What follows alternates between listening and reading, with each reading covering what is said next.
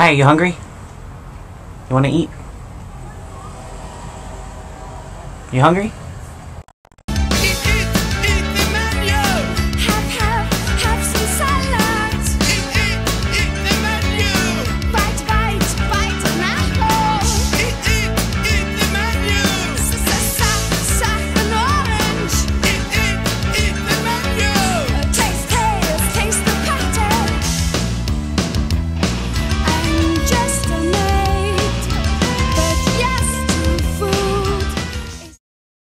First part of the BLT is the B, the bacon.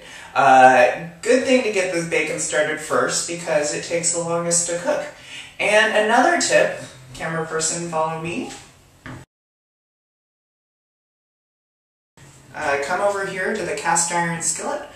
I think many of you may be intimidated by cast iron skillets and not know how to take care of them. My best advice is to actually fry bacon in them, because cast iron kind of thrives on lots of grease and fat, and as we know, bacon is greasy and fatty. So, you know, best thing to do if you're trying to figure out how to sear or season your pan is to start frying the bacon.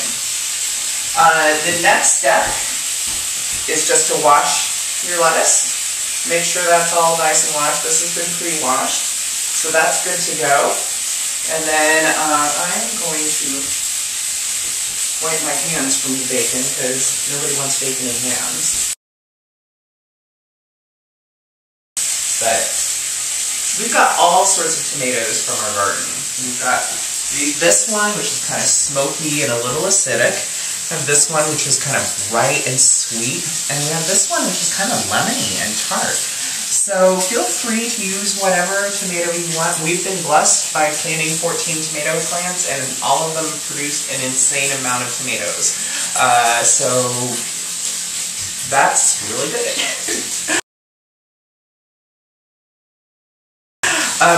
The other little tip I have in terms of making a BLT is using a serrated bread knife. It looks like this. Ina Garten says to use it. You always have to listen to what Ina Garten says, mainly because she's built this fabulous life for herself with her husband who visits her once a week. So, you know, bread knife, it slices tomatoes very easily. It just goes like this. You use it and other knives will smush the tomatoes and be very good, very hard to cut through, but the serrated knife really works, so please do that. As you can see, the bacon is happily crisping up as we speak. It's kind of doing its own happy thing.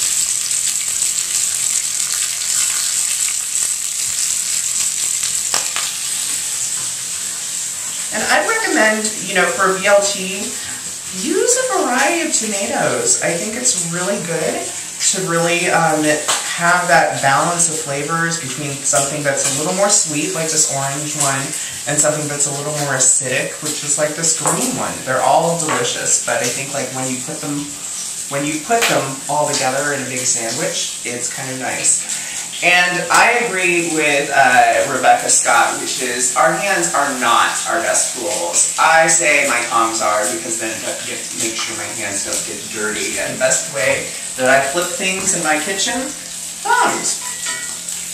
So I'm flipping the bacon, and as you can see, it's happily going, and I am not dexterous, but as you can see, the other thing about this is my cast iron skillet is getting very well seasoned because look at that grease. Cast iron skillets, as I said before, love grease, and you can see with this bacon, there's a lot of grease going on. So you're going to have a well-seasoned cast iron skillet with all that bacon in it. And it's all actually only four little slices, but that works out really well. So we've got our tomatoes, we've got our lettuce, the B, L, and T going on. And I think the other key component, which they should actually include in the acronym, is the M, which is mayonnaise. So let's make the M. Starts off with an egg, pretty easy. And I am pretty hands-on with this especially, which is separating the egg yolk from the egg white. I crack it, and then what I do is I just cradle the yolk back and forth so that it separates from the white. So there you have a very nice yolk.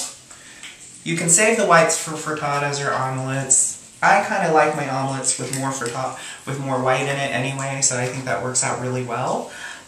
So you've got your yolk. One yolk will give you enough mayonnaise for like at least like 4 or 5 sandwiches, so don't worry about that. And then the other key piece, which is why you would want to make your own as opposed to doing buying some Hellmann's or something like that, is because you get to like spice it the way you want. And one of the key things that I like is garlic. So I am gonna smash my garlic like that. You just need a clove, my god. You need a clove, and you want it finely minced. You want it really finely minced because, you know, it's raw, and, you know, biting into a raw piece of garlic, especially a big raw piece of garlic, is kind of not a fun experience. But you just chop away until it's kind of fine.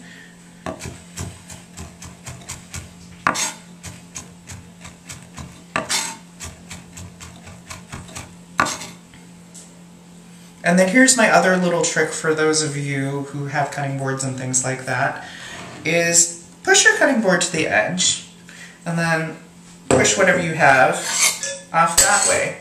And then you're not going to lose any of it, and you keep your kitchen clean, well, relatively clean. Then the other piece of seasoning your own is adding a little bit of salt, just a touch, and a little bit of freshly cracked pepper. Right there. And then what I like to do is add a little bit of lemon juice. I think, especially because I'm using sorrel leaves, lemons are really, putting a lemon into the mayonnaise is a really nice touch. It complements it. I'm all about complementing flavors. And this is like my other favorite gadget, along with tongs, which is essentially the lemon version of a garlic press. It's a juice thing. It's that juice thing that I discovered from one of Jonathan's coworkers. What's it really called? I don't know, it's a juice thing. It's citruser. Yeah, whatever.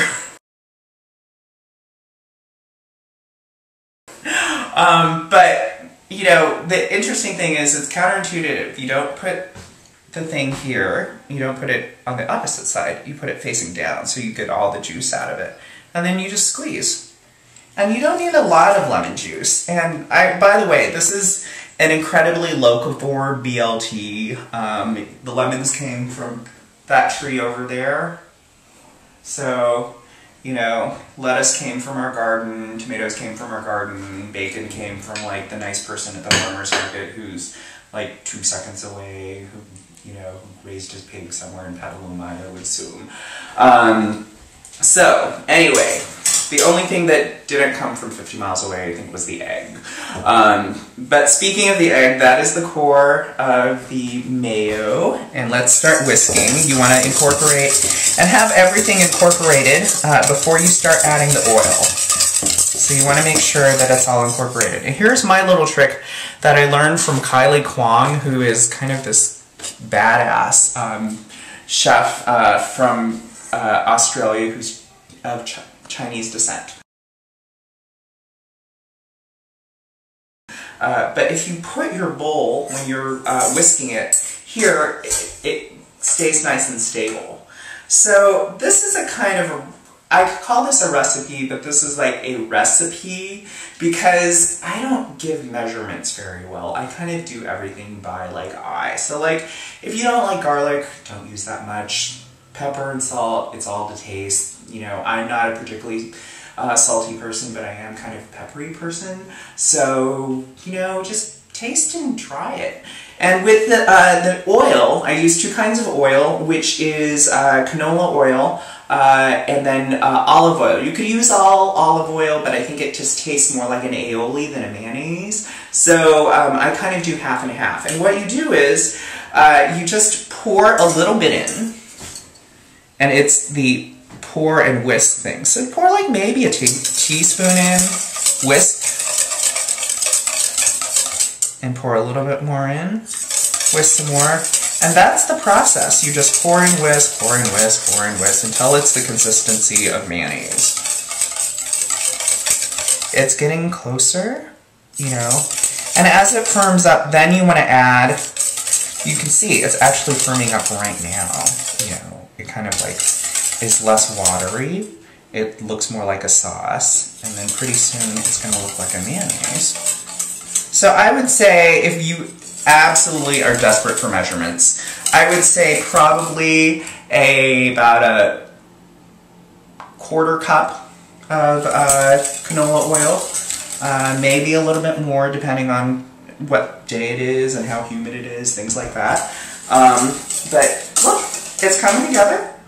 Look how thick it is. So once it gets kind of runny but kind of clings to like your whisk, adding the olive oil. I like adding an olive oil because it does add a nice bit of flavor, and it also gives you a nice texture as well. I think the texture is a little bit smoother, and you just add and whisk. Don't add a lot.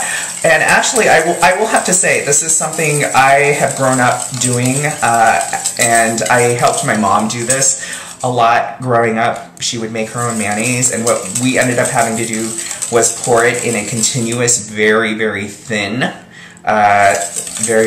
stream as she was whisking.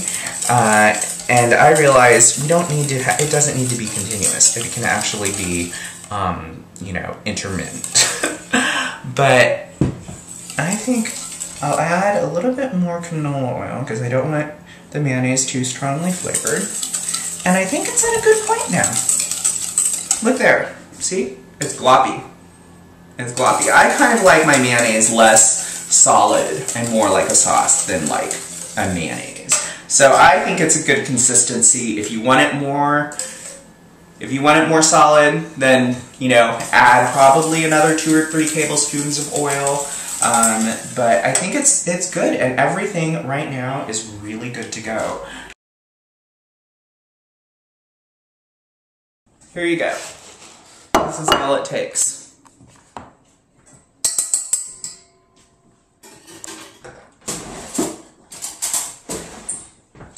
You do a smear of mayo, and especially because you're using bacon, you don't need a lot. I love fat, I love grease, but even I have my limits. So probably, you know, once again, if you guys are kind of sticklers for such things, I would say a teaspoon, really, a teaspoon. There's plenty of fat in the bacon. And then enough sorrel leaves to cover. I would probably say 5 good-sized sorrel leaves. And then your assortment of tomatoes, and make sure that you've got an assortment, that you've got a lot of little tastes going on at once. And finally, the bacon. And it is nice and crisp.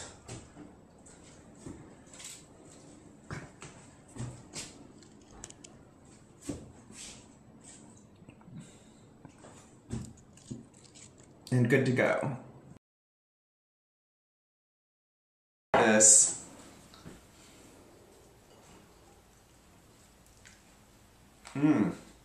Oh. Yeah. That's the chicken.